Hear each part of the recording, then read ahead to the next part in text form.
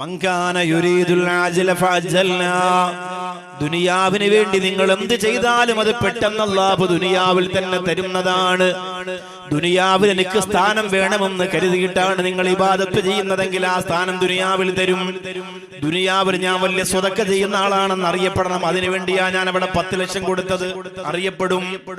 ദുനിയാവിൽ ഞാൻ വലിയ നിസ്കാരക്കാരനാണെന്ന് അറിയപ്പെടണമല്ല, അതിനാണ് ഞാൻ തറാവീഹിലെ 1-ാമത്തെ സഫിൽ തന്നെ ആദ്യം ഇമാമിന്റെ തൊട്ടുപുറകെ നിൽക്കുന്നത്. കരുനാഗപ്പള്ളിക്കാരും കൊല്ലം ജില്ലക്കാരും മുഴുവനും അയാൾ സൂപ്പർ തറാവിയാണ്, അയാൾ അടിപൊളിയാണ്, പള്ളിയിൽ നിന്ന് ഇറങ്ങൂല, റമദാനായാൽ ദുനിയാവ് മൊത്തം അയാളെ കുറിച്ച് പറയും. ദുനിയാവിന് വേണ്ടിയാണ് ഞാൻ തലമറക്കുന്നതെങ്കിൽ അവൾ മുഅ്മിനത്തായ പെണ്ണാണെന്ന് ലോകം മുഴുവനും അവളെ കുറിച്ച് പറയും. ദുനിയാവിന് വേണ്ടി നീ എന്ത് ചെയ്താലും അല്ലാഹു പറയുന്നു അജ്ജൽനാ,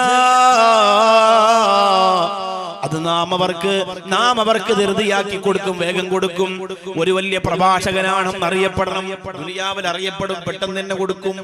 നിനക്കതല്ലേ ആഗ്രഹം? വരട്ടെ, കാണുന്ന സ്ഥലത്തെല്ലാം ഫ്ലെക്സ് വരട്ടെ, പോകുന്ന സ്ഥലത്തെല്ലാം ആളുകൾ അറിയപ്പെടട്ടെ. ദുനിയാവിൽ നിന്റെ കൊതി അതാണെങ്കിൽ ഞാൻ മാറി നിൽക്കുന്നില്ല. അല്ലാഹു കൊടുക്കും. ദുനിയാവില് നല്ല ഖിറാഅത്തുള്ള ഉസ്താദാണെന്ന് അറിയപ്പെടണം. ഞാൻ ഖുർആൻ ഓതിയ പള്ളിക്കകം മുഴുവനും കിടുകിടാ വിറയ്ക്കുമെന്ന് തോന്നണം, അതാണ് എന്റെ ആഗ്രഹം അല്ലാഹ് എന്നൊരു ഇമാം അല്ലാഹുവിനോട് പറഞ്ഞാൽ അല്ലാഹ് പെട്ടെന്ന് തന്നെ ആ രീതിയിലാക്കി കൊടുക്കും. ആയിക്കോട്ടെ, ആഖിറത്തിന് വേണ്ടി ചോദിക്കുമ്പോഴാണ് സമയം താമസിക്കുന്നത് കിട്ടാൻ. ദുനിയാവ് പെട്ടെന്ന് കിട്ടും. നിങ്ങൾ ഈ പിടിച്ച നോമ്പിന്റെ കൂലി നിങ്ങൾക്ക് ദുനിയാവിൽ വേണമെന്ന് അള്ളാഹിനോട് പറഞ്ഞു നോക്കി, പെട്ടെന്ന് കിട്ടും.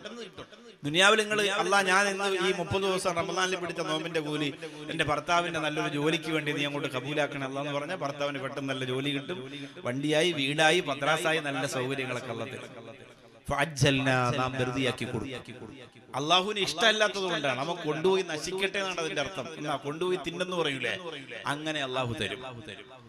ആഖിറത്തിൽ അങ്ങനെയല്ല. അതുകൊണ്ടാണ് അബ്ദുല്ലാഹി ഇബ്നു ഉമ്മു മക്തൂം എന്ന അന്ധനായ മനുഷ്യൻ ആരംഭ റസൂലിന്റെ സരസിന്റെ ഫ്രണ്ടിൽ വന്ന് വിളിച്ചപ്പോ മുത്ത് ഹബീബ് തന്റെ മുമ്പിൽ ഇരിക്കുന്നത് ഒരു വലിയ സംഘമാണല്ലോ അല്ലാഹ്, അറേബ്യയിലെ മുതലാളിമാരാണല്ലോ അല്ലാഹ്. ഇവരെ മുമ്പിൽ ഇരുന്നുകൊണ്ട് അന്ധനായ പാവപ്പെട്ട പട്ടിണിക്കാരനായ അബ്ദുല്ലാഹി ഇബ്നു ഉമ്മു മക്തൂമിലേക്ക് ഞാനൊന്ന് തലതിരിച്ചു പോയാൽ ഈ മുതലാളിമാര് എഴുന്നേറ്റ് പോകുമോ അല്ലാ എന്ന് പേടിച്ചുകൊണ്ട് അല്ലാഹുവിന്റെ റസൂല് ഒന്നിനും കഴിവില്ലാത്ത പാവപ്പെട്ട അബ്ദുല്ലാഹി ഇബ്നു ഉമ്മു മക്തൂമിന്റെ മുഖത്തേക്ക് നോക്കാതെ മുഖം തിരിച്ചു കളഞ്ഞപ്പോ കാരുണ്യവാനായ അല്ലാഹു ഇടപെട്ടത് കണ്ടില്ലേ? എന്നിട്ട് അല്ലാഹു എന്താ പറഞ്ഞത്? അല്ലാഹുവിന്റെ റസൂലേ, അവന്മാരെ കൊണ്ട് ഒരു പുല്ലും ഈ ദുനിയാവിൽ നടത്താൻ അങ്ങ് പരിശ്രമിക്കണ്ട. അവന്മാരെ അഹങ്കാരികളാണ്. അങ്ങ് ഈ അബ്ദുല്ലാഹി ഇബ്നു ഉമ്മു മക്തൂമിനെ പോലെയുള്ള പാവങ്ങൾ ഉണ്ടല്ലോ, അവരെ പരിഗണിക്ക് നബിയെ, അവരെ സലാം അടക്ക് റസൂലേ, അവർക്ക് മുസാഫഹത്ത് ചെയ്യ് നബിയെ, അവരെ ചോദ്യത്തിന് മറുപടി കൊടുക്ക ഹബീബേ. അതാണ് അങ്ങ് ചെയ്യേണ്ടത്. അല്ലാതെ അങ്ങ് ഈ മുതലാളിമാരെടുത്തിരുന്നിട്ട് ഇപ്പൊ ദീനങ്ങോട്ട് ഉണ്ടാക്കാം എന്ന് അങ്ങ് കരുതണ്ട റസൂലേ എന്നാണ് പച്ച മലയാളത്തിൽ അബസവത്തവല്ല എന്ന് പറഞ്ഞാൽ ആ സൂറത്തിന്റെ അർത്ഥം അതാണ്. അബസവത്തവല്ല അൻജാഅഹുൽ അഅ്മാ വമാ യുദ്രീക ലഅല്ലഹു യസ്സക്കാ ഔ യദ്ദക്കറു ഫതൻഫഅഹു ദിക്റാ. ഞാൻ ഈ പറഞ്ഞ മലയാളമാണ് ചുരുക്കത്തിൽ ഇതിന്റെ അർത്ഥം. അല്ലാഹുവിന്റെ റസൂലേ, വെറുതെ അവന്മാരെടുത്തിരുന്ന് സമയം നഷ്ടപ്പെടുത്തണ്ട. അല്ലാഹ് പറഞ്ഞതാണ്, ഈ പാവപ്പെട്ടവന്റെ കൂടെ പൊയ്ക്കോ, അവന്മാര് വേണമെങ്കിൽ ആയിക്കോളും, അവിടെ ഇരുന്ന് സമയം നഷ്ടപ്പെടുത്തണ്ട. നമ്മളൊന്ന് ആലോചിച്ച് നോക്കിയേ, പാവപ്പെട്ടവന്റെ കൂടെ ആരാ ഉള്ളത്? പള്ളിയിലെ ഖത്തീബുണ്ടോ? ഖത്തീബ് മൊത്തം പണക്കാരുടെ കൂടെയാണ്. അവരെ കല്യാണത്തിന് പോകുന്നു, അവരെ കട ഉദ്ഘാടനത്തിന് പോകുന്നു, അവര് വണ്ടി കൊണ്ട് കൊടുക്കുന്നു, അവര് AC കൊടുക്കുന്നു, അവരങ്ങനെ കൊടുക്കുന്നു. പാവപ്പെട്ടവൻ വന്ന് സലാം പറഞ്ഞാൽ പോലും മടക്കം ഖത്തീബ് ഉണ്ടാവൂല. കാരണം അവർക്ക് ഇഷ്ടം ഇതാണ്. എല്ലാ ഉസ്താദുമാരെയല്ല ഞാൻ പറയുന്നത്, അവർക്ക് ഇഷ്ടം ഇതാണ്. ഇവരുടെ കൂടെ നടക്കുമ്പോൾ നല്ല സുഖമാണ്, കുറച്ച് പൈസ കിട്ടും, അവര് വലിയ മൊബൈൽ, ഇവർക്ക് വലിയ മൊബൈൽ, അവർക്ക് വലിയ വണ്ടി, അവർക്ക് വലിയ വണ്ടി, നല്ല രസമാണ്. ഞാൻ ഉൾപ്പെടെ മനുഷ്യർ ആഗ്രഹിക്കുന്നത് അവരോടൊപ്പം ഇരിക്കലാണ്. അവരോടൊപ്പം ഇരിക്കലാണ്. നമ്മുടെ സഹോദരിമാരൊക്കെ കല്യാണത്തിന് വിളിച്ചു നോക്കട്ടെ. കരുനാഗപ്പള്ളിയിലെ ഏറ്റവും പട്ടിണി പാവമായ ഒരുപാട് ആളുകൾ പണം പിരിച്ചു നടത്തുന്ന ഒരു പാവപ്പെട്ട കുട്ടിയുടെ കല്യാണം നിങ്ങൾ വരണമെന്ന് പറഞ്ഞാൽ അന്ന് താത്താക്കില്ലാത്ത വയറുവേദന കാലുവേദനയൊക്കെ ഉണ്ടാവും. നീ പോയിട്ട് വാ മക്കളെ, എനിക്ക് സുഖമില്ല, ഞാനിന്ന് വരുന്നില്ല. എന്നാൽ ഇവിടുത്തെ ഒരു കോടിപതിയുടെ മോളെ കല്യാണമാണെങ്കിലോ തലേ ദിവസമേ അലമാര തുറന്നിട്ട് ഏതിടണം, റെഡ് വേണോ ബ്ലാക്ക് വേണോ സെലക്ട് ചെയ്യും. അതിനുവേണ്ടി മണിക്കൂറുകൾ സമയമെടുക്കും. എന്നിട്ട് ഒരുങ്ങി വന്നിട്ട് ഇക്കാനോട് ചോദിക്കും, ഇത് മാച്ച് ഉണ്ടോ? ഇങ്ങനെ എന്തിനാണെന്നറിയോ? ഇവിടെ പവർ കാണിക്കാൻ പോവാനാ. മനസ്സിലായില്ലേ സഹോദരി? ഞാൻ തമാശ പറഞ്ഞതല്ല, മനസ്സിലായില്ലേ? പവർ കാണിക്കാൻ പോവാനാ. അതാണ് ആളുകൾക്ക് ഇഷ്ടം. അത് മനുഷ്യ സഹജമാണ്. അതിനാണ് എല്ലാവർക്കും ഇഷ്ടം. ഇവിടെ ഒരു പാവപ്പെട്ടവൻ ഒരു ചെറിയ ചായക്കട തുടങ്ങിയാൽ ആര് പോവും? കച്ചവടം ഉണ്ടാന്ന് പോലും ചിലപ്പോ കരുനാഗപ്പള്ളിക്കാർ ചോദിക്കൂല. എന്നാ വലിയൊരു സ്വർണ്ണക്കടയാണെങ്കിലോ സുബ്ഹാനല്ലാഹ് വണ്ടി നിർത്തിയിട്ട് ഇറങ്ങി ക്ഷണിക്കണമെന്നൊന്നുമില്ല. അത് മനുഷ്യ സഹജമായി പോയി. നമ്മുടെ രീതിയിൽ അത് നമുക്കൊരു ഇഷ്ടപ്പെട്ട ഒരു അതാണ് പറഞ്ഞത്. ഈ ഒരു രോഗം പെട്ടെന്ന് പെട്ടെന്ന് പെട്ടെന്ന് നമ്മുടെ ഉള്ളിലേക്ക് പടർന്നു കയറും. അതുകൊണ്ടാണ് പണ്ടൊരു സൂഫിയായ മനുഷ്യൻ പറഞ്ഞത്, പലരും നമ്മളെ മക്കാറാക്കണ്, പറയും ഞാനാ ഹക്ക്. പലരും നമ്മളെ പിരാന്തനാക്കണ്, തുടരും ഞാനീ പോക്ക്. സൂഫിയാക്കളുടെ പാട്ടാണ്. സൂഫിയാക്കൾക്കാണ് മനസ്സിലാവുക. എന്നാലും ഇടയിൽ കുറച്ച് ആൾക്കാർക്ക് ഉണ്ടാവുമല്ലോ, അവർക്ക് തിരിയും.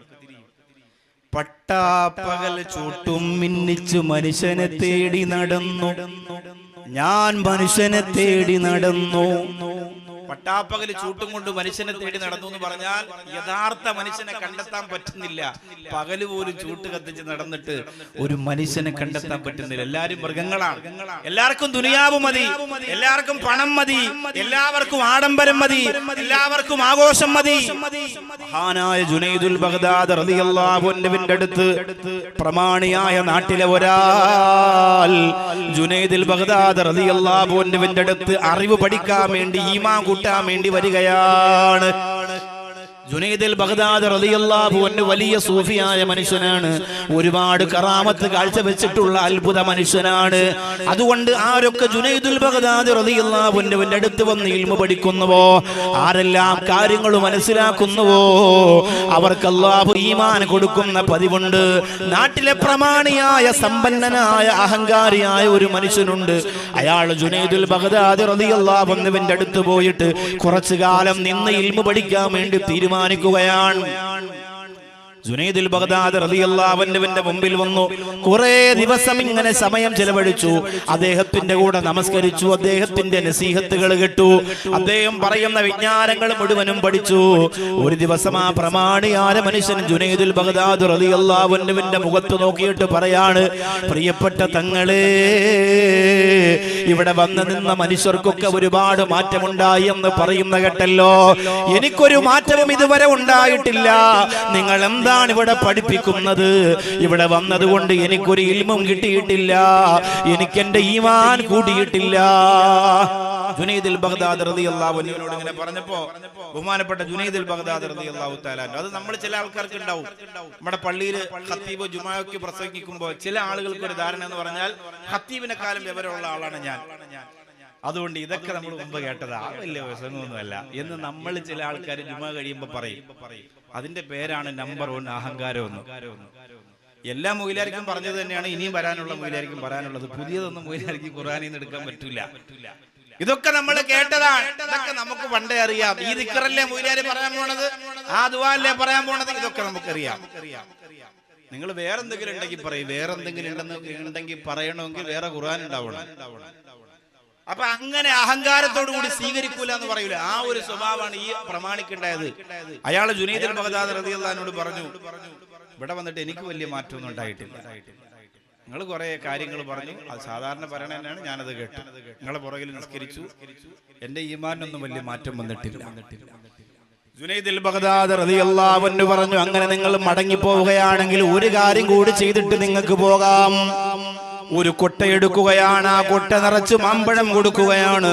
എന്നിട്ട് മഹാനായ ജുനൈദുൽ ബഗ്ദാദി റളിയല്ലാഹു അൻഹു ആ മനുഷ്യനോട് പറയുന്നു, ജനത്തിരക്കുള്ള കമ്പോളത്തിന്റെ ഭാഗത്ത് ആ ഒരു കുട്ട നിറച്ച് മാമ്പഴവും കൊണ്ട് താങ്കൾ പോയിരിക്കണം. ഇത് ഗുരുനാഥനാണ് എന്റെ നിങ്ങൾ മടങ്ങുന്നതിന് മുമ്പുള്ള അവസാനത്തെ അഭ്യർത്ഥനയാണ്. ആ മാമ്പഴവും കൊണ്ട് റോഡരികിൽ പോയിരിക്കണം. നിങ്ങളുടെ ആ കൊട്ടയിൽ നിന്ന് ആരെങ്കിലും ഒരു മാമ്പഴം എടുത്താൽ നിങ്ങൾ എന്ത് ചെയ്യണമെന്നറിയുമോ? മഹാനായ ജുനൈദുൽ ബഗ്ദാദി റളിയല്ലാഹു അൻഹു പറയാണ്, ചെരുപ്പ് കൊണ്ട് നിങ്ങളുടെ മുഖത്ത് ഒരടി അടിക്കണമെന്ന്, ചെരുപ്പ് കൊണ്ട് നിങ്ങളുടെ മുഖത്ത് ഒരു അടി അടിക്കണമെന്ന് ജുനൈദുൽ ബഗ്ദാദി റളിയല്ലാഹു അൻഹു ആ മനുഷ്യനോട് പറയുകയാണ്. ചെരുപ്പ് കൊണ്ട് ഒരു അടി അടിക്കുന്നവർക്ക് ഒരു മാമ്പഴം, രണ്ടടി അടി തരുന്നവർക്ക് 2 മാമ്പഴം, 3 അടി തരുന്നവർക്ക് 3 മാമ്പഴം. ഒരുപാട് തിരക്കുള്ള സ്ഥലത്ത് ഒരു കൊട്ടയ്ക്കകത്ത് മാമ്പഴമായിട്ട് പോയിരിക്കണം. ആളുകൾ വന്ന് മാമ്പഴത്തിന് എത്ര റേറ്റ് എന്ന് ചോദിക്കുമ്പോൾ നിങ്ങൾ പറയണം പൈസ ഒന്നും വേണ്ട, നിങ്ങളുടെ കാലിൽ കിടക്കുന്ന ചെരുപ്പ് കൊണ്ട് എന്റെ കവിളിൽ ഒരു അടി അടിക്കുക, അവർക്ക് 1 മാമ്പഴം തരും. 2 അടി അടിക്കുന്നവർക്ക് 2 മാമ്പഴം തരും. 3 അടി അടിക്കുന്നവർക്ക് 3 പഴം തരും. കുട്ടയുടെ മാമ്പഴമൊക്കെ തീർന്ന് കവിളൊക്കെ പൊട്ടി അളിയും തിരിച്ച് മടങ്ങി വരികയാണ് ജുനൈദുൽ ബഗ്ദാദി റളിയല്ലാഹു അൻഹുവിന്റെ അടുത്തേക്ക്. ബഹുമാനപ്പെട്ട ജുനൈദുൽ ബഗ്ദാദി റളിയല്ലാഹു അൻഹുവിന്റെ മുമ്പിൽ വന്നപ്പോ ജുനൈദുൽ ബഗ്ദാദി റളിയല്ലാഹു അൻഹു പറയാണ്, ഇനി ഒരു ദിവസം മാത്രം നീ എന്റെ അടുത്ത് നിന്നാ മതി. അല്ലാഹു ഏറ്റവും അധികം ഇഷ്ടപ്പെടുന്ന ഒരു അടിമയായിട്ട് നിന്നെ മാറ്റിത്തരാൻ എനിക്ക് കഴിയും. പ്രമാണി കരഞ്ഞുകൊണ്ട് ചോദിച്ചു, താങ്കൾ എന്താ ഈ പറയുന്നത്? ഓരോ അടിയിലും ആ റോഡരികത്ത് വീണുപോയത് താങ്കളുടെ ഉള്ളിൽ താങ്കൾ ആരോ ആണെന്ന തോന്നലുണ്ടായിരുന്ന അഹങ്കാരമാണെന്ന് മഹാനായ ജുനൈദുൽ ബഗ്ദാദി റളിയല്ലാഹു അൻഹു പറയുകയാണ്. നിന്റെ അഹങ്കാരം ഞാനിപ്പോ തീർത്തരാടി എന്ന് പറയൂലേ, നിന്റെ അഹങ്കാരം ഞാനിപ്പോ തീർത്തരാടി എന്ന് പറയൂലേ. എന്താ അതിന്റെ അർത്ഥം? 2 എണ്ണം കിട്ടുമ്പോ അഹങ്കാരം മാറുന്നതിന്റെ അർത്ഥം. ആൾക്കാരെ മുമ്പ് വെച്ചിട്ട് 2 എണ്ണം കിട്ടിയാൽ സ്ത്രീകൾക്ക് ഏറ്റവും കൂടുതൽ വെറുപ്പുള്ള എന്താണെന്നറിയോ? ആൾക്കാരെ മുമ്പ് വെച്ചിട്ട് ഭർത്താവ് കളിയാക്കല. കാരണം അവര് വലിയ ചാൻസറാണെന്ന് പറഞ്ഞ നടക്കുന്നത്. കുടുംബക്കാരെ മുമ്പ് വെച്ച് നീ മറ്റുള്ളടി നിന്റെ വാപ്പം 4 പ്രാവശ്യം അതിലാടിയില്ല എന്നൊക്കെ ചോദിക്കുമ്പോ തിരിച്ച് റൂമിൽ ഒന്ന് മണവറ വന്നിരുന്ന് ഇങ്ങനെ ഭയങ്കര കരച്ചില്ല. കാരണം എന്താ? ഭയങ്കര അഹങ്കാരമായിട്ട് നടന്നതാ. കുടുംബശ്രീ മീറ്റിങ്ങിന് പോയി എല്ലാം കുളമായി. ഇഫ്താറിന് വേണ്ടി വണ്ടി വിളിച്ച് പോയതാ. ഇഫ്താർ ഈത്തപ്പഴവും ഇങ്ങനെ കുരു ഉൾപ്പെടെ അകത്തിറങ്ങി പോയിട്ട് താത്താക്ക് സങ്കടം മാറിയില്ല. തിരിച്ചു വന്നിട്ട് കരച്ചിലോട് കരച്ചിൽ. കാരണം എന്താ? എന്റെ കുടുംബം അങ്ങനാന്ന് ഞാൻ പറഞ്ഞിരുന്നു, ഞാൻ ആനാ ചേനാന്നൊക്കെ പറഞ്ഞിരുന്നു, എല്ലാം പൊട്ടിപ്പൊളിഞ്ഞ് വാളീസായി, അഹങ്കാരം തീർന്നു. അന്നത്തെ താത്താടെ തറാവി സൂപ്പർ ആയിരിക്കും. അന്ന് തറാവി നിൽക്കുമ്പോ തന്നെ കരയും, അല്ലാഹ് എന്തൊരു പാവമാണ് റബ്ബേ. കഴിഞ്ഞ ദിവസത്തെ തറാവി അങ്ങനെ ആയിരുന്നില്ല. കാരണം വാപ്പ വലിയ മുതലാളി, അല്ലാഹു അക്ബർ. ആ തറാവി ആർക്ക് വേണം? അഹങ്കാരം തീരുന്ന തറാവി അല്ലാഹ്ക്ക് ഇഷ്ടമാണ്. ഉദാഹരണം പറയുമ്പോൾ നിങ്ങൾക്ക് മനസ്സിലാവും, അതുകൊണ്ട് പറഞ്ഞതാണ്. നമ്മുടെ ഉള്ളിലൊക്കെ നമുക്കൊരു തോന്നലുണ്ട് നമ്മൾ എന്തോ ആണെന്ന്. ഒന്നുമല്ല പ്രിയപ്പെട്ടവരെ, ഒന്നുമല്ല. സുബ്ഹാനല്ലാഹ്. നമ്മൾ എന്താണ്? ഒരു അസുഖം വന്നാൽ, വൈസ് പ്രസിഡന്റിന്റെ ഭാര്യക്ക് അല്ലാഹു ശിഫ കൊടുക്കട്ടെ, ഒരു അസുഖം വന്നാൽ തീർന്നില്ലേ? ഒരാൾക്ക് ക്യാൻസർ ആണെന്ന് അറിഞ്ഞാൽ ആദ്യം അവസാനിക്കുന്നത് അയാളുടെ അഹങ്കാരമാണ്. അയാൾ ഒറ്റയ്ക്ക് പോയിരുന്ന് കരയും, തേങ്ങിക്കരയും, അല്ലാഹു എന്റെ ജീവിതം തീരാൻ പോകണല്ലോ, ഇതുവരെ സമ്പാദിച്ചതൊക്കെ ഇനി ഇതിന്റെ മരുന്നിനും കാര്യത്തിനൊക്കെ ചെലവഴിക്കണമല്ലോ, കുറച്ച് കഴിയുമ്പോ മക്കൾ പോലും വെറുക്കല്ലോ റബ്ബേ. അല്ലാഹുവേ പടച്ചോനെ ഞാൻ അവസാനിക്കണല്ലോ അല്ലാഹ്. പിന്നെ ഒരു തോന്നല് അവന് ഉണ്ടാവൂല. പിന്നെ മറ്റുള്ളവരെ പരിഹസിക്കാൻ തോന്നൂല, പിന്നെ മറ്റുള്ളവരെ കളിയാക്കാൻ തോന്നൂല. പിന്നെ നിസ്കാരം കഴിഞ്ഞ് സ്റ്റെപ്പിന്റെ മണ്ടയിൽ കാലും വെച്ച് നിസ്കരിക്കാൻ വരുന്നവരെ മുഴുവനും മീറ്റർ കൊണ്ട് അളക്കാൻ ഇവന് തോന്നൂല. എന്തുകൊണ്ട്? ഇയാളുടെ അഹങ്കാരം വീണുടഞ്ഞു പോയത് കൊണ്ട്. നമുക്കങ്ങനല്ല. നമുക്ക് ചങ്കൂറ്റമുണ്ട്, പവറുണ്ട്, പണമുണ്ട്. അതുകൊണ്ട് പള്ളി വരുന്നവർ മൊത്തം എന്റെ അടിമകളെ പോലെയാണ് നമ്മൾ കാണുക. അവനെ കളിയാക്കും, അവിടെ ഇരിക്കാൻ പാടില്ല, അങ്ങോട്ട് മാറിപ്പോടാ, ഇങ്ങോട്ട് മാറിപ്പോടാ, നീക്ക് റമദാന് മാത്രം വരുന്നവനല്ലേടാ, അങ്ങനെ തോന്നലുണ്ടാവും. സുബ്ഹാനല്ലാഹ്. ഇത് മാറ്റണം സഹോദരങ്ങളെ. ഇത് മാറ്റാതെ നമുക്ക് ഒറ്റയ്ക്ക് കബറിന്റെ അകത്ത് കിടക്കാൻ പറ്റൂല, ഒരിക്കലും കിടക്കാൻ പറ്റില്ല. നമ്മുടെ മനസ്സിൽ അല്ലാഹു റബ്ബുൽ ഇസ്സത്ത് ഇതിന്റെ ഒരു രോഗം തന്നിട്ടുണ്ടെങ്കിൽ ജുനൈദുൽ ബഗ്ദാദി റളിയല്ലാഹു അൻഹുവിനെ കെട്ടിപ്പിടിച്ചുകൊണ്ട് പറയുകയാണ്, സുബ്ഹാനല്ലാഹ് ഉസ്താദേ, അതുകൊണ്ട് തന്നെയാണ് ഞാൻ ഒരിക്കലും ഇവിടെ നിന്നുകൊണ്ട് നിങ്ങളുടെ ഇൽമും ഈമാനും പഠിക്കാത്തത്. ഈ അഹങ്കാരം എന്റെ ഉള്ളിൽ ഉള്ളത് കൊണ്ട് തന്നെയാണെന്ന് പറഞ്ഞു പൊട്ടിക്കരന്നിട്ട് അവിടുത്തെ പ്രധാനപ്പെട്ട ശിഷ്യനായി മാറിപ്പോയി. അബൂജഹലിന് പറ്റിയതെന്താ നിങ്ങൾ ആലോചിച്ചു. നമ്മളൊക്കെ നബി സല്ലല്ലാഹു അലൈഹി വസല്ലം തങ്ങളെ ഒരു നോക്ക് കാണാൻ വേണ്ടി കൊതിക്കുന്നവരല്ലേ?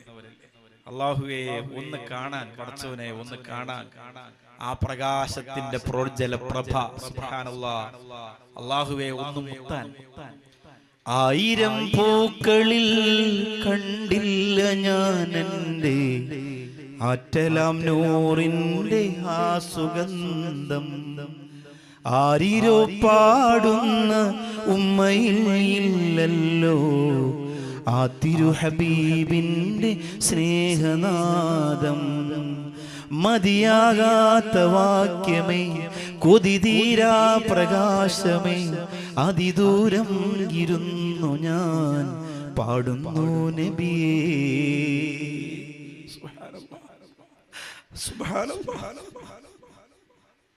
അല്ലാഹുവേ, ഈ റമളാനിന്റെ ഈ മജ്‌ലിസിന്റെ ബറക്കത്തുകൊണ്ട് ഹബീബിനെ ഒരു സെക്കൻഡ് കാണാനുള്ള ഭാഗ്യം ഞങ്ങൾക്ക് നൽകണേ റബ്ബേ. ഞങ്ങൾക്ക് നൽകണേ റബ്ബേ, ഞങ്ങൾക്ക് നൽകണേ റബ്ബേ, ഞങ്ങൾക്ക് നൽകണേ റബ്ബേ. സുബ്ഹാനല്ലാഹ്. ആലോചിച്ചു, എത്ര പാടിയാലും എത്ര എഴുതിയാലും തീരാത്ത ആ പ്രകാശ ഗോപുരത്തിന്റെ മുമ്പിൽ തടിവടി പോലെ നിൽക്കാൻ കഴിഞ്ഞു അബൂജഹലിന്. എന്നിട്ട് ആ പ്രകാശം നെഞ്ചിൽ കയറിയോ? ആ ഈമാൻ നെഞ്ചിൽ കിട്ടിയോ? കിട്ടിയില്ല. എന്തുകൊണ്ട്? അഹങ്കാരമുള്ളത് കൊണ്ട്. അഹങ്കാരമുള്ളത് കൊണ്ടാണ്. വേറെ ഒരു പ്രശ്നവും അബൂജഹലിനില്ല. വേറെ എന്ത് പ്രശ്നമുള്ളത്?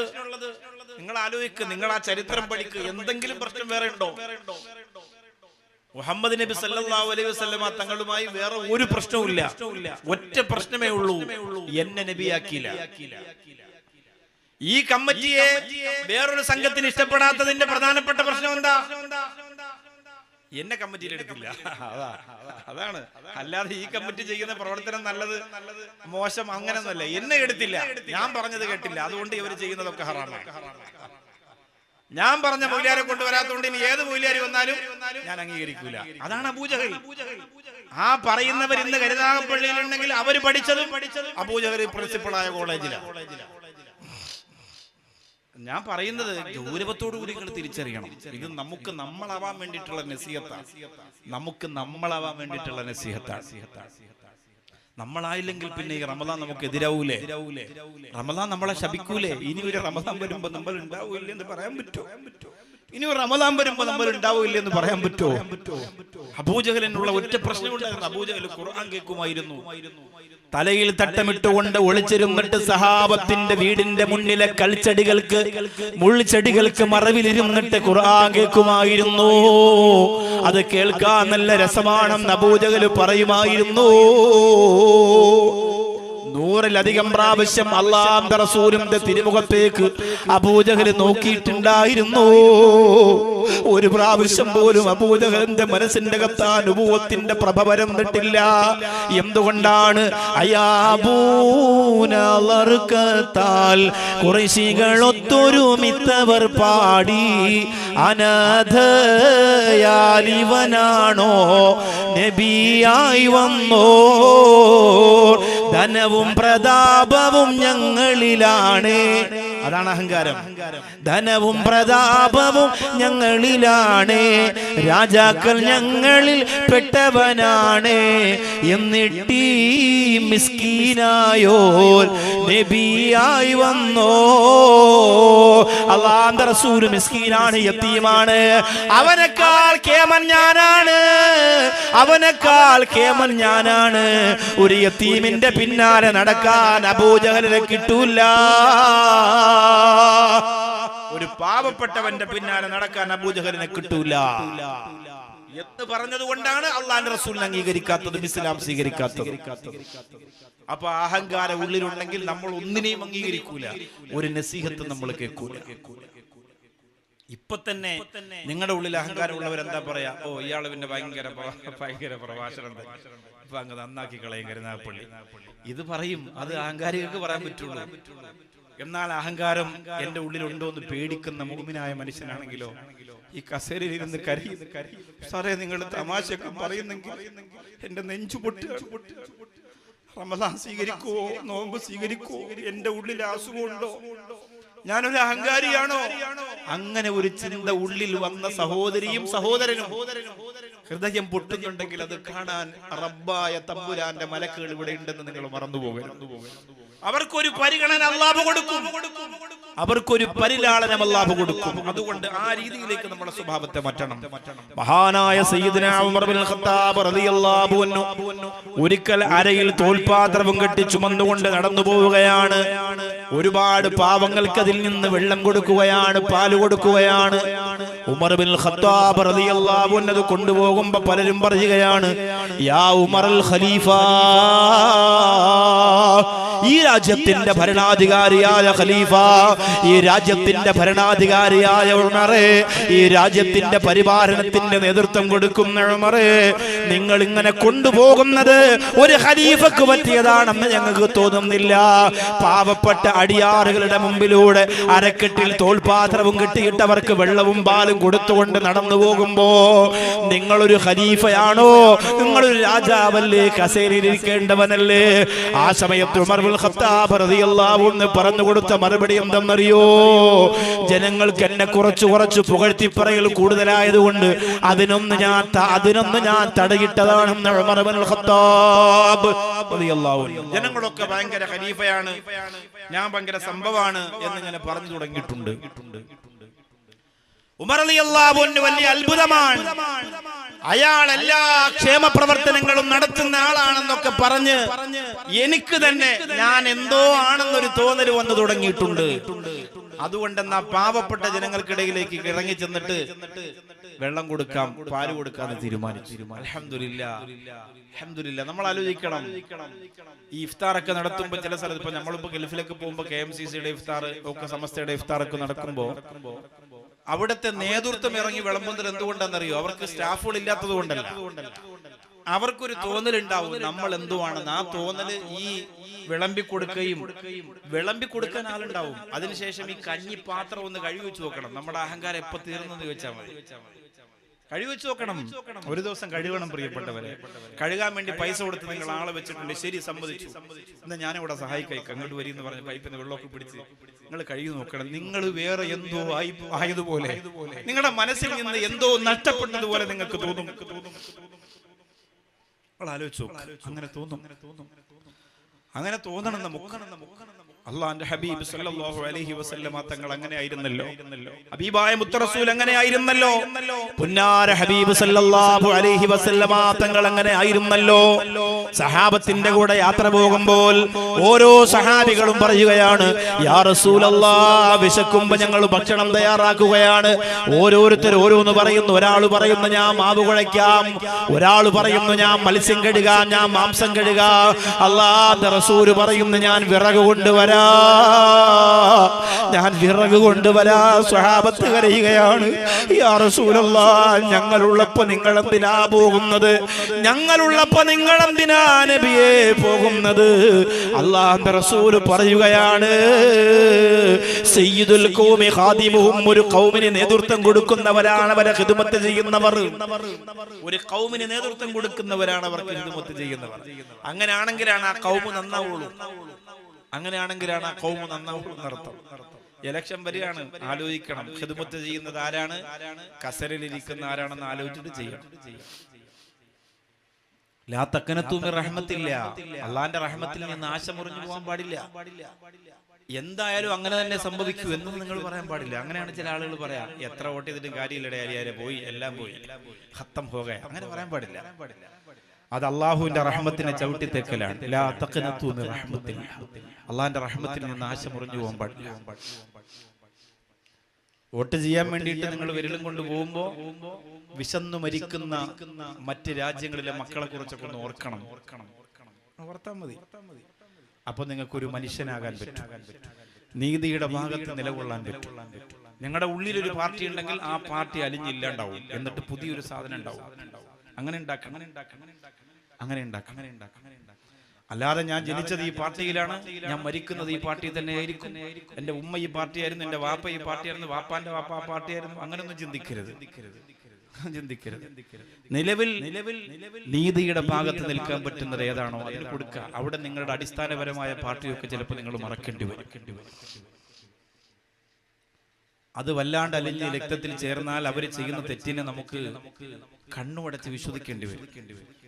അതൊക്കെ മാറ്റേണ്ട സമയം എത്രയോ കാലങ്ങൾക്ക് മുമ്പ് കഴിഞ്ഞു. അങ്ങനെ മാറ്റാത്തത് കൊണ്ടാണ് ഇന്ന് പലരും ടെൻഷൻ അടിക്കുന്നത്. അതുകൊണ്ട് നമ്മൾ എന്ത് ചെയ്താലും അങ്ങനെ സംഭവിക്കൂ എന്നൊന്നും പറയണ്ട, അങ്ങനെ പറയാൻ പാടില്ല.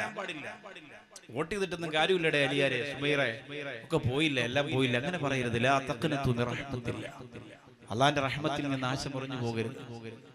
പിന്നെ ചില സഹോദരിമാരുണ്ട്, ഞാൻ വോട്ട് ചെയ്യില്ല, അങ്ങനെ ചില ആളുകളുണ്ട്, ഞാൻ വോട്ട് ചെയ്യില്ല.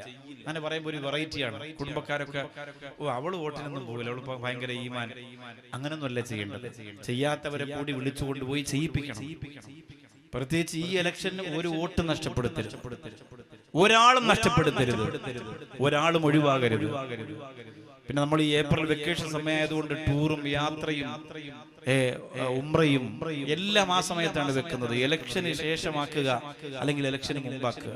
നമ്മുടെ രാജ്യത്തിന്റെ ഒരു വളരെ പ്രധാനപ്പെട്ട ഒരു കാര്യം നടക്കാൻ പോകുമ്പോ നമ്മളത് ഗൗരവത്തോടെ ചിന്തിക്കണം. എനിക്കതിലൊക്കെ വലിയ ടെൻഷൻ ഉള്ളത് ഈ വടകര ഭാഗത്തൊക്കെ നമ്മൾ ആലോചിക്കണം. വടകരയിലെ ഇലക്ഷനൊക്കെ നടക്കുമ്പോൾ 99% അവിടുത്തെ ചെറുപ്പക്കാരും ഗൾഫുകാരാണ്. അവിടുത്തെ കച്ചവടക്കാർ, ബിസിനസ്സുകാരൊക്കെ ഗൾഫിലാണ്. ഫാമിലി ആയിട്ട് അവർ ഗൾഫിലേക്ക് പോകുന്ന സമയമാണ്. ഞാൻ ആ നാടെടുത്ത് പറയാൻ കാരണം ആ നാട് എനിക്ക് നല്ലപോലെ അറിയാം. അതുകൊണ്ടാണ് ഒരുപാട് അവിടെ പ്രസംഗിച്ചിട്ടുള്ളതാണ്. അവിടുത്തെ സഹോദരങ്ങളൊക്കെ ഗൾഫിൽ ഇഷ്ടം പോലെ പിന്നെ റെസ്റ്റോറന്റുകളും സൂപ്പർ മാർക്കറ്റുകളൊക്കെ നടത്തുന്നവരാണ്. അപ്പൊ അവർക്ക് അവിടെ നിന്ന് ഒഴിഞ്ഞു വരാൻ പറ്റണം. നമ്മുടെ നാടിന്റെ, നമ്മുടെ രാജ്യത്തിന്റെ ഒരു പുതു നന്മയെ മനസ്സിലാക്കിയിട്ട് വരാൻ സാധ്യമാകണം. അപ്പൊ അവിടെയൊന്നും നമ്മളൊരു വലിയ ഷോ കാണിച്ചിട്ട് ഞാൻ അങ്ങനെ ചെയ്യൂല, ഞാൻ ചെയ്തിട്ടും കാര്യമില്ല, അങ്ങനെയൊന്നും പറയാൻ നിൽക്കരുത്. പല തുള്ളിയാണ് പെരുവെള്ളമാവുന്നത്. പല വോട്ടാണ് ഒരു സ്ഥാനാർത്ഥിയിലേക്ക്, നമ്മൾ ആഗ്രഹിക്കുന്ന തരത്തിലേക്ക് ഒരു കാര്യത്തിലേക്ക് എത്തിക്കുന്നത്. പല വോട്ടാണ്. അതുകൊണ്ട് എല്ലാ പ്രദേശങ്ങളിലും അത് ഗൗരവത്തോടുകൂടി ഇടപെടേണ്ടവർ ഇടപെടുകയും പറഞ്ഞു കൊടുക്കേണ്ടവർ പറഞ്ഞു കൊടുക്കുകയും, അത് മഹല്ലടിസ്ഥാനത്തിലാണെങ്കിൽ പോലും അതിന്റെ ഗൗരവം രാഷ്ട്രീയവൽക്കരിക്കാതെ അതിന്റെ ഗൗരവം പറഞ്ഞു കൊടുക്കാൻ നമ്മുടെ പ്രിയപ്പെട്ട മുസ്ലിം നേതൃത്വത്തിന് സാധ്യമാകണം. സഹോദരിമാർക്കൊന്നും അതിന്റെ ഗൗരവമൊന്നും അറിയില്ല. അവരിപ്പോഴും യൂട്യൂബിൽ അപ്പം ചുട്ട് കേക്ക് ഉണ്ടാക്കി നടക്കാൻ അറിയില്ല. പാവങ്ങളാണ്, പറഞ്ഞു കൊടുക്കണം. അവരിപ്പോഴും ഇങ്ങനെ ഈ ഭക്ഷണം അതിങ്ങനെ എങ്ങനെയാണ് പാചകം ചെയ്യുക, ഏത് രാജ്യത്ത് പോയാലാണ് നല്ല കാലാവസ്ഥ ഉണ്ടാവുക, യൂട്യൂബിൽ ബ്ലോഗർമാർ പറയുന്ന അതിന്റെ കൂടെ പോകാൻ വേണ്ടി ഭർത്താവിന്റെ കൂടെ ടിക്കറ്റ് ബുക്ക് ചെയ്യാൻ വേണ്ടി വളരെ സ്വർണ്ണ കൂരി കാത്തിരിക്കാൻ. നമ്മുടെ രാജ്യത്തിന്റെ അവസ്ഥയെക്കുറിച്ച് ഗൗരവത്തോടുകൂടി പറഞ്ഞു മനസ്സിലാക്കി കൊടുക്കാൻ പ്രിയപ്പെട്ട സഹോദരങ്ങളായ നിങ്ങൾക്ക് കഴിയണം. നമ്മുടെ സഹോദരിമാർക്ക് പറഞ്ഞു കൊടുക്കാൻ, ബോധ്യപ്പെടുത്തണം. ആരാണ് പത്രം വായിക്കുന്നത്? അതിനാർക്കാ നേരം? ലോകത്തെന്ത് നടന്നാലും നമുക്കെന്താ? പത്രം വീട്ടിലുണ്ടാവും, 4 എണ്ണം സിറ്റൗട്ടി വന്ന് കിടക്കുന്നുണ്ടാവും, ആരും നൂത്തൂര് നോക്കുന്നുണ്ടാവില്ല. ലോകത്ത് നടക്കുന്ന പല കാര്യങ്ങളും അതിനകത്ത് എഴുതിയിട്ടുണ്ട്. അത് നോക്കാൻ സമയമില്ല നമ്മുടെ സഹോദരിമാർക്ക്. നമുക്കിങ്ങനെ കുറെ ചാനൽ പ്രോഗ്രാമും കുറെ ബിഗ് ബോസും കുക്ക് ബോസും പിന്നെ നോമ്പായ പോലും ഇതൊക്കെ തന്നെ ചെറുപ്പക്കാർക്ക് കുറെ കളിയും ഇതൊക്കെ ഇങ്ങനെ കണ്ട് രസിച്ച് ഇപ്പോഴും ഈ രാജ്യത്തിന്റെ ഏറ്റവും പ്രധാനപ്പെട്ട അപകടകരമായ അവസ്ഥ എന്ത് എന്നറിയാത്ത ഒത്തിരി ചെറുപ്പക്കാരുണ്ട് നമ്മുടെ നാട്ടിൽ, നമ്മുടെ വീട്ടിൽ, നമ്മുടെ പരിസരം. അതുകൊണ്ടത് ഇലക്ഷന് മുമ്പ് ബോധ്യപ്പെടുത്തി കൊടുക്കണം. നിങ്ങൾ ലോകത്ത് എന്ത് അല്ലാഹു സംഭവിക്കാൻ തീരുമാനിപ്പിച്ചാലും അത് തീർച്ചയായിട്ടും സംഭവിക്കും. പക്ഷെ നമ്മളാവണം. അതിനുശേഷം സംഭവിച്ചോട്ടെ. നമ്മളിങ്ങനെ മരങ്ങോടന്മാരായി മയ്യത്തുകളായി നടന്നിട്ട് കാര്യമില്ല. നമ്മൾ ജീവനുള്ളവരാവണം, ഇസ്സത്തുള്ളവരാവണം. അല്ലാഹു അതിന് നമുക്കൊക്കെ കരുത്തും കഴിവും തന്ന അല്ലാഹു നമ്മെ അനുഗ്രഹിക്കുമാറാകട്ടെ. അപ്പൊ എന്റെ ഉള്ളിൽ ഞാൻ ആരോ ആണെന്ന് ജനങ്ങൾ ഇങ്ങനെ പറഞ്ഞിട്ടൊരു ധാരണ വന്നുപോയി. ഉമർ ഇബ്നുൽ ഖത്താബ് റളിയല്ലാഹു അൻഹു പറയാണ്, ആ ധാരണയെ മാറ്റാൻ വേണ്ടിയിട്ടാണ് ഞാൻ എന്ത് ചെയ്യുന്നത്? തോൽപാത്രം എന്റെ അരക്കെട്ടിൽ കെട്ടിയിട്ട് പാവങ്ങൾക്ക് പാലും വെള്ളവും കൊടുക്കാൻ ഞാൻ ഇറങ്ങി നടക്കുന്നതെന്ന് സയ്യിദുനാ ഉമർ ഇബ്നുൽ ഖത്താബ് റളിയല്ലാഹു തആല അൻഹു. നമ്മളെപ്പോഴും മനസ്സിലാക്കേണ്ടത് നമ്മൾ ആരായിരുന്നു. ഇന്നുമുണ്ട്. തിരുവനന്തപുരം മെഡിക്കൽ കോളേജിൽ കിടക്കുന്നുണ്ട് പ്രിയപ്പെട്ടവരെ. തിരുവനന്തപുരം മെഡിക്കൽ കോളേജിൽ പ്രിയപ്പെട്ട കുഞ്ഞ് കരഞ്ഞിട്ടില്ല. കരുനാഗപ്പള്ളിക്കാർക്ക് അത്ഭുതങ്ങൾ 1, 2 അല്ലല്ലോ നിങ്ങളെ കണ്ടുകൊണ്ട് കാണുന്നത്. ഓച്ചറയിലെ സഹോദരിയിലെ ജന്നത്തിൽ ബഖീയിൽ കിടക്കുന്നത്. ആ സഹോദരിയുടെ കൂടെ ഒരു സുഡാനി കുഞ്ഞിനെ കൊണ്ടുവന്ന് അടക്കിയിട്ട് ആ കുടുംബത്തിനെ അള്ളാഹു എത്ര പെട്ടെന്നാണ് സമാധാനിപ്പിച്ചത്. ആലോചിച്ചു. ആ കുടുംബത്തിന് കരയാൻ നേരമില്ല. ആ കുടുംബത്തിന് ആ മകളുടെ സന്തോഷത്തെ കുറിച്ച് ഓർക്കാനാണ് നേരം. അതാണ് അള്ളാഹു. എന്തൊരു അത്ഭുതമാണ്. ചിന്തിച്ചിട്ട് എനിക്കാണെങ്കിൽ ചിന്തിച്ചിട്ട് അതിങ്ങനെ ആലോചിക്കുമ്പോണ്ടല്ലോ എന്റെ ഹൃദയം പിടയ്ക്കുന്നുണ്ട്. ജന്നത്തുൽ ബഖീൽ ആ സഹോദരി ഇടയ്ക്ക് കിടത്തുമ്പോൾ ജനിച്ചിട്ട് കുറച്ച് ദിവസം മാത്രം പ്രായമായ ചോരയുടെ മണം മാറാത്ത കുഞ്ഞ്, സുഡാനി കുഞ്ഞിനെ പൊതിഞ്ഞ് ആ മയ്യത്തിന്റെ കൂടെ ഇറക്കാന്നൊക്കെ പറഞ്ഞാൽ സഹോദരിമാരെ, അതിലൊക്കെ അല്ലാഹുവിന്റെ വലിയ തർത്തീബുണ്ട് എന്ന് നിങ്ങൾ തിരിച്ചറിയണം. ചെറിയ കാര്യമല്ല. ആ സഹോദരൻ ഫോണിലൂടെ വിളിച്ചു പറയാണ്, ഉസ്താദെ, ഭാര്യയുടെ ആഗ്രഹമായിരുന്നു ഒരു കുഞ്ഞിനെ ചേർത്ത് വെച്ച് കിടന്നുറങ്ങുക എന്ന്. ജീവിതത്തിൽ അത് അള്ളാഹു കൊടുത്തില്ല അവൾക്ക്. മരിച്ചതിന് ശേഷം അവൾക്ക് അത് അള്ളാഹു കൊടുത്തത് എന്റെ കണ്ണുകൊണ്ട് ഞാൻ കണ്ടു ഉസ്താദെ. ഇതൊക്കെ അള്ളാഹുവിന്റെ തർത്തീബാണ്. അതുകൊണ്ട് നമ്മൾ എപ്പോഴും നമ്മുടെ ഉള്ളിൽ നമ്മൾ എന്തോ ആണെന്നൊക്കെ ഒരു തോന്നൽ വന്നാൽ നമ്മൾ മനസ്സിലാക്കേണ്ടത്, ലോകത്ത് ജനിക്കുന്ന എത്രയോ വൈകല്യമുള്ള കുഞ്ഞുങ്ങളിൽ ഒരാളായിട്ട് ഞാനും ജനിക്കുമായിരുന്നു. പക്ഷെ അള്ളാഹു എന്നെ രക്ഷപ്പെടുത്തി. മലബാറിലെ ഒരു പ്രിയപ്പെട്ട മാതാവ് പറഞ്ഞതാണ്, എന്റെ മക്കളെ ഒന്ന് സ്നേഹസാഗരത്തിലേക്ക് കൊണ്ടുപോകാൻ പറ്റുമോ? ഞാൻ പറഞ്ഞു, പുതിയ ബിൽഡിംഗ് ഒന്ന് ഉദ്ഘാടനമായാൽ നമുക്ക് ആലോചിക്കാം. പഴയ ബിൽഡിംഗിൽ നിങ്ങളുടെ മക്കളെ ഇടാനുള്ള സൗകര്യമില്ല. മാനസിക രോഗമാണ്. ചങ്ങലക്കിട്ടില്ലെങ്കിൽ മനുഷ്യനെ കടിച്ചു കീറുന്ന മൃഗമായി മക്കൾ മാറുന്ന മാനസിക രോഗമാണ്. ആ ഉമ്മ പറയാണ്, ഉസ്താദെ, എവിടെയെങ്കിലും പോകുമ്പോ മക്കളെ ചങ്ങലയിട്ട് കെട്ടിയിട്ട് പോകുന്നത് മടുത്തു. എനിക്ക് കഴിയുന്നില്ല, എനിക്കതിന് കഴിയുന്നില്ല. ആഹാരം കൊണ്ട് ചെല്ലുമ്പോ ചിലപ്പോ അടിക്കും, ചിലപ്പോ കടിക്കും. എന്നാലും ഞാൻ സഹിക്കാണ് ഉസ്താദെ. ലോകത്തൊരു ഉമ്മാക്കി അതിനൊക്കെ പറ്റൂ. എന്റെ മക്കൾക്ക് വിഷം കൊടുത്തു കൊല്ലാൻ ഞാൻ ഒരുക്കവല്ല ഉസ്താദെ. അതുകൊണ്ട് എന്റെ പൊന്നോമന മക്കൾക്ക് ഒരു അഭയം ഞങ്ങൾ കൊടുക്കൂ? ചോദിക്കാം. ലോകത്തിങ്ങനെ ഒരുപാട് കുഞ്ഞുങ്ങൾ ജനിക്കുമ്പോ നല്ല തണ്ടും തടിയും തന്റെ ഇടവും പണവും സൗന്ദര്യവും ഉയരവും ഭാരവും ഒക്കെയുള്ള നിന്നെ അല്ലാഹു പടച്ചു.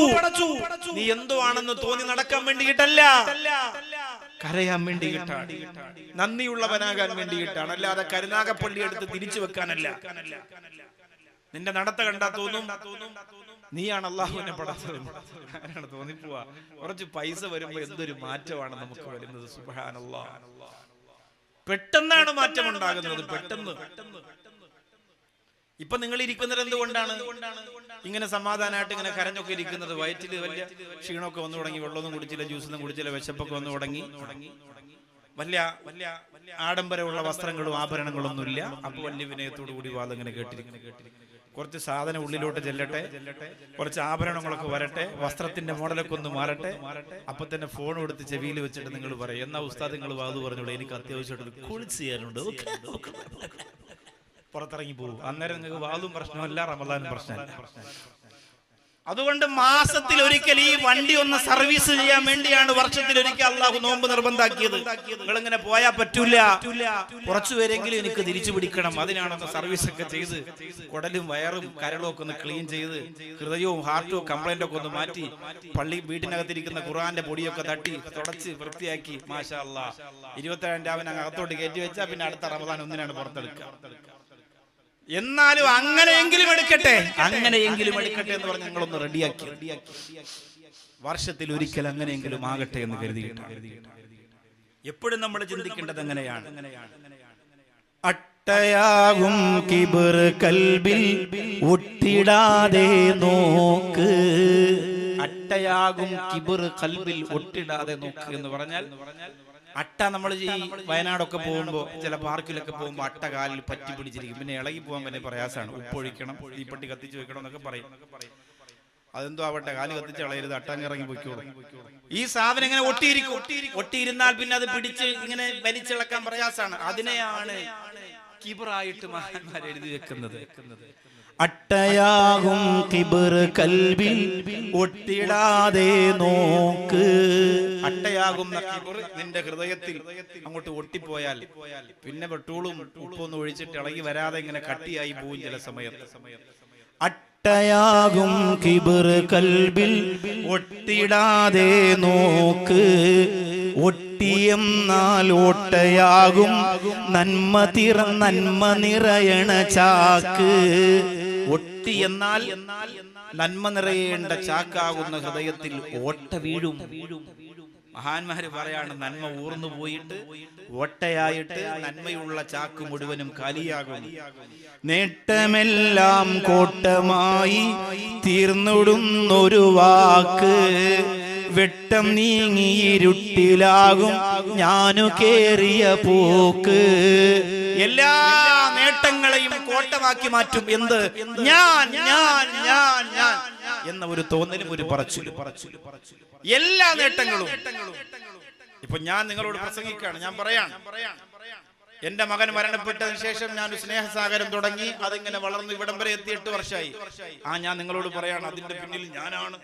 ഞാനില്ലെങ്കിൽ സ്നേഹസാരമില്ല. ഞാൻ എത്രയാണ് അതിനുവേണ്ടി റിസ്ക് എടുക്കുന്നത്. ഞാൻ അങ്ങനെ അടിച്ച് ഞാൻ അങ്ങോട്ട് കയറ്റിക്കഴിഞ്ഞാൽ ആ നന്മയെല്ലാം വെറും നേട്ടമെല്ലാം വെറും കോട്ടമായി പോകും. ഈ ഒരൊറ്റ വാക്കുകൊണ്ട് തന്നെ കോട്ടമായി പോകുന്നു. സുബ്ഹാനല്ലാഹ്, എത്രയാണ് നമ്മൾ അങ്ങനെ നശിപ്പിച്ചത്, എത്ര നന്മകളെയാണ് ഇല്ലാതാക്കിയത്. ഞാനില്ലെങ്കിൽ ഈ പള്ളിയുടെ അവസ്ഥ എന്താകുമായിരുന്നു? ചില ആളുകൾ പറയൂലേ, സുബ്ഹാനല്ലാഹ്, ഞാനില്ലെങ്കിൽ കാണാം ഇവിടുത്തെ ഇഫ്താറും തറാവിയൊക്കെ, ഞാൻ അങ്ങോട്ട് മാറി നിന്ന് നോക്കട്ടെ ഒരു മാസം കാണാം എന്ന് പറയില്ല ചില ആളുകൾ. ഒന്നും സംഭവിക്കാനില്ല. ഇതിനെക്കാളും വലിയ ബിടായി പറഞ്ഞവരൊക്കെ അതാ അവിടെ കിടപ്പുണ്ട് 6 അടി മണ്ണിനകത്ത്. സുബ്ഹാനല്ലാഹ്, അവിടെ ഉണ്ടോ, നശിച്ചോ, തുരുമ്പിയോ, എല്ലോ കല്ലോ ഒന്നും പറയാൻ പറ്റൂല. ചെന്ന് നോക്കിയാൽ മതി, കാണാം. ഇതിനേക്കാൾ വലിയ ചാട്ടം ചാടി വരാ. അഴുകുന്നതാണൊരു 3 ദിവസം കൊണ്ട് സുഹൃത്തുക്കളെ നമുക്കുള്ള നേത്രം രണ്ടും. എന്തായിരുന്നു ദുനിയാവിൽ കാണിച്ചത്? എന്തൊക്കെയായിരുന്നു വീരവാദം മുഴക്കിയത്? ആരായിരുന്നു നീ എന്ന്, ഏത് രീതിയിലൊക്കെയാ നീ പറഞ്ഞു നടന്നത്? ഇന്ന് സുബ്ഹാനല്ലാഹ്, ആ ഖബറിന്റെ മുകളിൽ എന്താണ് കുഴിച്ചിട്ട സ്ഥലമിൽ കാലികൾ മേഞ്ഞില്ലേ? കന്നുകാലികൾ വന്നതിന്റെ മുകളിൽ മുളച്ചു നിൽക്കുന്ന പുല്ല് തിന്നുകൊണ്ടുപോയിട്ടില്ലേ? എന്നെക്കാലത്രയോ എടുത്തു മറിച്ചവരാണ്, പള്ളി മറിച്ചവരാണ്, കരുനാഗപ്പള്ളി മറിച്ചവരാണ്. ഇവിടുത്തെ രാജാവാണ്, ജേതാവാണെന്ന് പറഞ്ഞ് നടന്ന പെണ്ണാണ്, ആണാണ്. കുടുംബത്തിൽ ഞാൻ വന്നതിന് ശേഷമാണ് കുടുംബത്തിലെ റാഹത്തുണ്ടായത്. താത്തമാരുടെ അഭിപ്രായമാണ്, നിങ്ങൾ എന്നെ കെട്ടിയില്ലെങ്കിൽ കാണാമായിരുന്നു, ഞാനല്ലായിരുന്നു നിങ്ങളുടെ ഉമ്മയുടെ മുമ്പിൽ മരുമോളായിട്ട് വന്നതെങ്കിൽ ആ ഉമ്മ എന്നോ കബറി പോകുമായിരുന്നു എന്നൊക്കെ ചില സഹോദരിമാര് പറയുന്നത് അഹങ്കാരത്തിന്റെ വർത്തമാനമാണ്. അങ്ങനെ പറഞ്ഞിട്ട് നിങ്ങൾ ദുഹാനിസ്കരിക്കാൻ മുസല്ലയും കൊണ്ട് റൂമിൽ പോയിട്ട് കാര്യമൊന്നുമില്ല. ഞാനല്ലായിരുന്നു നിങ്ങൾ കിട്ടിയതെങ്കിൽ നിങ്ങളുടെ പരട്ട ഉമ്മ എന്നെ കബറി പോവായിരുന്നു എന്ന് ഭാര്യ ഭർത്താവിനോട് പറഞ്ഞാൽ എവള് ദുഹാനിസ്കരിച്ചിട്ട് കാര്യമില്ല എന്നാണ് അതിന്റെ അർത്ഥം. അങ്ങനെ പറയൂലേ? നിങ്ങൾ അങ്ങനെ പറയൂലേ? സഹോദരൻ ഭർത്താക്കന്മാരും പറയും, പക്ഷെ കൂടുതൽ പറയുന്നത് സഹോദരിമാരാണ്. ഇന്നല്ലദീന യസ്തക്ബിറൂന അൻ ഇബാദതി സയദ്ഖുലൂന ജഹന്നമ ദാഖിരീൻ. അല്ലാഹുവിന്റെ ഇബാദത്തിൽ നിന്ന് അഹങ്കാരത്തോടുകൂടി മാറിപ്പോകുന്നവർ, ഇബാദത്ത് ചെയ്യാതെ പിന്തിരിഞ്ഞു പോകുന്നവർ, ധിക്കാരത്തോടെ നസീഹത്തിൽ നിന്ന് ഓടി അകലുന്നവർ, എല്ലാ നന്മയിൽ നിന്നും അകന്നകന്നകന്നകന്നു പോകുന്നവർ, അവർ നരകത്തിലേക്ക് പ്രവേശിപ്പിക്കപ്പെടുന്ന രംഗത്തെക്കുറിച്ച് ഖുർആൻ ഓർമ്മപ്പെടുത്തുകയാണ്. അല്ലാഹുവേ, പടച്ചവനെ, പാവപ്പെട്ട ഞങ്ങളുടെ ഹൃദയത്തിൽ നിന്ന് അഹങ്കാരത്തിന്റെ അണുവളവെങ്കിലും ഉണ്ടെങ്കിൽ നീ മാറ്റണേ റബ്ബേ. ഹദീസിൽ അങ്ങനെ ഒരു സ്വഭാവത്തെ കുറിച്ച് പറഞ്ഞിട്ടുള്ളൂ. ഒരു സ്വഭാവം നിനക്കുണ്ടെങ്കിൽ നരകമാണെന്ന് പറഞ്ഞിട്ടുണ്ട്. നീ ആ സ്വഭാവിയാണെങ്കിൽ നരകമാണെന്ന് പറഞ്ഞിട്ടുണ്ട്. പക്ഷേ ഒരു സ്വഭാവത്തിന്റെ അണു അളവ് നിന്റെ ഹൃദയത്തിലുണ്ടെങ്കിൽ ലാ യദ്ഖുലുൽ ജന്നാ മൻ കാന ഫീ ഖൽബിഹി മിസ്കാലു ദർറത്തിൻ മിൻ കിബർ. അഹങ്കാരത്തിന്റെ ഒരു അണു അളവെന്ന് പറഞ്ഞാ കടുകുമണിയേക്കാൾ ചെറുത് നിന്റെ ഹൃദയത്തിലുണ്ടെങ്കിൽ നിനക്ക് സ്വർഗത്തിൽ കടക്കൂല എന്ന് ശഫീഉനാ റസൂലുള്ളാഹി സ്വല്ലല്ലാഹു അലൈഹി വസല്ലം. അഹങ്കാരത്തിന്റെ അണു അളവ് മതി. പൂർണ്ണമായും ഒരു വലിയ അഹങ്കാരിയായിട്ടല്ല ഈ പറയുന്നത്. ചെറിയ ഒരു അഹങ്കാരം, എനിക്കെന്തോ ഉണ്ട്, ഞാൻ എന്തോ ആണ് എന്നൊരു തോന്നൽ മാത്രം വന്നാൽ മതി. ഉമർ ബിൻ ഖത്താബ് റളിയല്ലാഹു തആല അൻഹു വഫാത്താകാൻ പോകുന്ന സമയത്ത് നടന്ന ഒരു സംഭവമാണ്. മസ്ജിദുൻ നബവിക്കകത്ത് കത്തിക്കുത്തേറ്റ് കിടക്കുകയാണ് മഹാനായ സയ്യിദുനാ ഉമർ ബിൻ ഖത്താബ് റളിയല്ലാഹു തആല അൻഹു. കുടൽ പുറപ്പ് ചാടി വെള്ളമൊക്കെ രക്തമെല്ലാം പൊട്ടി ഒഴുകിക്കൊണ്ടിരിക്കുമ്പോ മഹാനായ ഉമർ ബിൻ ഖത്താബ് റളിയല്ലാഹു അൻഹുവിന്റെ ബോധം നഷ്ടപ്പെടുകയാണ്. ആ ബോധം തിരികെ വന്നപ്പോ ഉമറുൽ ഖത്താബ് റളിയല്ലാഹു അൻഹു നോക്കുമ്പോ ഒരാൾ തന്നെ കണ്ടിട്ട് നടന്നു പോവുകയാണ് പള്ളിക്ക് പുറത്തേക്ക്. ഉമർ റളിയല്ലാഹു അൻഹു തന്റെ തളർന്നുപോയ കൈ ഉയർത്തിയിട്ട് അയാളെ തിരിച്ചു വിളിക്കാൻ പറയുന്നു. അയാൾ മടങ്ങി വരുമ്പോ ഉമറുൽ ഖത്താബ് റളിയല്ലാഹു തആല അൻഹു ആ മനുഷ്യനോട് പറയുകയാണ്, നിന്റെ വസ്ത്രം നെരിയാണിക്ക് താഴെ വലിച്ചടക്കുന്നുണ്ട്. അത് നിന്റെ ഉള്ളിൽ അഹങ്കാരമുള്ളത് കൊണ്ടാണെങ്കിൽ തീർച്ചയായിട്ടും അത് ഉയർത്തിക്കെട്ടണേ മോനെ. ഈ ഒരു സ്വഭാവം മതി അല്ലാഹു നിനക്ക് നരകം തരാനെന്ന്. കുടല് പുറത്തു വന്ന് രക്തമൊഴുകിക്കൊണ്ടിരിക്കുന്ന ഉമർ ഇബ്നുൽ ഖത്താബ് റളിയല്ലാഹു അൻഹു പറഞ്ഞു കൊടുക്കുന്നെങ്കിൽ സുബ്ഹാനല്ലാഹ്, എല്ലാ ഭാഗവും ശ്രദ്ധിക്കണം ചെറുപ്പക്കാരാ, എല്ലാ മേഖലയും ശ്രദ്ധിക്കണം പ്രിയപ്പെട്ടവര്. നിങ്ങളിൽ അഹങ്കാരമുണ്ടോ എന്നറിയാൻ ഒന്ന് രണ്ട് ചെറിയ ഉപമകൾ കൂടി പറഞ്ഞിട്ട് നമുക്ക് ദുആയിലേക്ക് വരാം. ഒന്ന് രണ്ട് ചെറിയ ഉദാഹരണങ്ങൾ പറഞ്ഞിട്ട് ദുആയിലേക്ക് വരാം. ഒന്ന്, തന്റെ സമന്മാരുമായി ചർച്ച നടത്തിയാൽ മറ്റുള്ളവർ പറയുന്നത് ശരിയാണെന്ന് സമ്മതിച്ചു കൊടുക്കാത്ത ഒരാൾ. സമ്മതിച്ചു കൊടുക്കാത്ത സമന്മാരെന്ന് പറയുമ്പോൾ ഇപ്പൊ നമ്മൾ കുറച്ച് ഇപ്പൊ ഞാനൊക്കെ ബിർബാക്കവി, പിന്നെ കുമ്മന ഉസ്താദ്, സിറാജുദ്ദീൻ കാസിമി, നവാസ് ബന്നാനി, അങ്ങനെ ഒരു പ്രവാചകർ സമന്മാരായിട്ട് നിങ്ങൾക്ക് കണക്കാക്കാം. അതിൽ ഹാഫിദീങ്ങളുണ്ട്, വലിയ വലിയ ആലിമീങ്ങളുണ്ട്, അതൊക്കെ പോട്ടെ. പ്രസംഗീകരെന്നുള്ള രീതിയിൽ ഒരു സമന്മാരായിട്ട് കണക്കാക്കാം. ഉദാഹരണം, എല്ലാ ഉദാഹരണവും നിങ്ങളെ കുറിച്ച് പറയാൻ പറ്റൂലല്ലോ, ചില ഉദാഹരണം നമ്മളെ കുറിച്ചും പറയണ്ടേ. അങ്ങനെ നമ്മുടെ ഒരു കമ്മിറ്റി, ഒരു ചർച്ച നടക്കുകയാണ്, നമ്മൾ ഉസ്താദുമാരെല്ലാവരും ഉണ്ട്. അപ്പൊ ഇതിൽ ഒരാൾ എന്ത് ചെയ്യുന്നു, ബാക്കിയുള്ളവർ പറയുന്നത് അംഗീകരിക്കുന്നില്ല, ബാക്കിയുള്ളവർ പറയുന്നത് വിശ്വസിക്കുന്നില്ല. ഇയാള് പറയുന്നത് മാത്രം ബാക്കിയുള്ളവർ കേൾക്കണം. അത് അഹങ്കാരത്തിന്റെ അടയാളാണ്. കമ്മിറ്റിയിലുണ്ട് അങ്ങനെ സ്വഭാവം, കുടുംബത്തിലുണ്ട് അങ്ങനെ സ്വഭാവം. കുടുംബശ്രീക്ക് പോകുമ്പോൾ കാണാം, ഞാൻ പറയണത് മാത്രം എല്ലാവരും കേൾക്കണം, ബാക്കിയുള്ളവരൊന്നും മിണ്ടാൻ പാടില്ല. ബാക്കിയുള്ള താത്തമാരൊക്കെ റോബോട്ട് പോലെ വന്നിരിക്കണം. അത് അഹങ്കാരത്തിന്റെ അടയാളം. കമ്മിറ്റിയിൽ രാഷ്ട്രീയമാണെങ്കിലും, പള്ളി കമ്മിറ്റി ആണെങ്കിലും, പാർട്ടി ആണെങ്കിലും, സംഘടനയാണെങ്കിലും, നാട്ടിലെ പ്രവർത്തനമാണെങ്കിലും, എന്താണെങ്കിലും സമന്മാരായ കുറച്ച് ആളുകൾ, ഒരു 10-20 പേര് ഒരുമിച്ചിരിക്കണം. എന്നാൽ ഞാൻ പറയുന്നത് എല്ലാവരും കേൾക്കണം, ബാക്കിയുള്ളവർ പറയുന്നത് കേൾക്കാൻ എനിക്ക് സമയമില്ല. അതിങ്ങനെ കേട്ടിരിക്കാൻ പറ്റില്ല. പെട്ടെന്ന് ചാടി വന്നിട്ട് മേശ രണ്ടടിയൊക്കെ അടിക്കും. ഇത് കേട്ടിരിക്കാൻ പറ്റാത്ത ഒരു അഹങ്കാരികളാണ്. മറ്റുള്ളവർ പറയുന്നത് കേൾക്കാൻ കഴിയാത്തവര് അഹങ്കാരികളാണ്. കേട്ടിരിക്കാൻ കഴിയാത്തവര് അഹങ്കാരികളാണ്. ചില ഭർത്താക്കന്മാര് പറയൂലേ ഭാര്യയോട്, നീ ഒന്നും പറയണ്ട, നിന്നെ പറയണ കേൾക്കാൻ വേണ്ട, മിണ്ടരുതെന്ന് പറയൂലേ. ഇത് ഭർത്താവിന് അഹങ്കാരം ഉള്ളത് കൊണ്ടാണ്. ഇതേ സ്ഥലത്ത് ചില ഭാര്യമാരും പറയും, അകത്ത് പോ മനുഷ്യ, കിടന്ന് ഖണാക്കാതെ പോ, ഇത് പറയൂലേ. ചില ഭാര്യമാര് പറയും, ആണിനെ വളച്ചൊതുക്കി ഭാര്യയുടെ മണിപ്പേഴ്സിനകത്ത് വെച്ചിരിക്കുന്ന ചില താത്തമാരുണ്ട്. കാരണം അപ്പോൾ ഇത് കുറവൊന്നുമല്ല, ഉണ്ട്. താത്ത ചരട് വലിക്കും. ഉസ്താദിന്റെ പ്രസംഗം കേൾക്കുമ്പോ പള്ളി, ജുമാഅത്ത് പള്ളി വന്നിരുന്നിട്ട് 2 ലക്ഷം രൂപ ഞാനെന്ന് പറ കൈവെക്കും. വീട്ടിൽ ചെല്ലുമ്പോ ഭാര്യ പറയും, എവിടെ 2 ലക്ഷം രൂപ, അങ്ങനെ മുണുക്ക്. അപ്പൊ പിറ്റേ ആഴ്ച വന്നിട്ട് പറയും, ഉസ്താദെ ചെറിയ സാമ്പത്തിക ബുദ്ധിമുട്ടൊക്കെ ഉണ്ടാവുകൊണ്ട് 2 ലക്ഷം ഒന്ന് 20,000 ആക്കി കുറച്ച് തരാൻ പറ്റും. അങ്ങനെ കുറയ്ക്കും. കാരണം എന്താ, അകത്ത് ചരട് വലിക്കണ താത്തായ. കാക്ക ഭയങ്കര പവറും കൂടെ വേറും വലിയ മൊബൈലൊക്കെ ഉണ്ടാവും, പക്ഷെ താത്താരെ കയ്യിലാണ് സാധനം ഇരിക്കുന്നത്. അങ്ങനെയുള്ള ചില താത്തമാരുണ്ട്.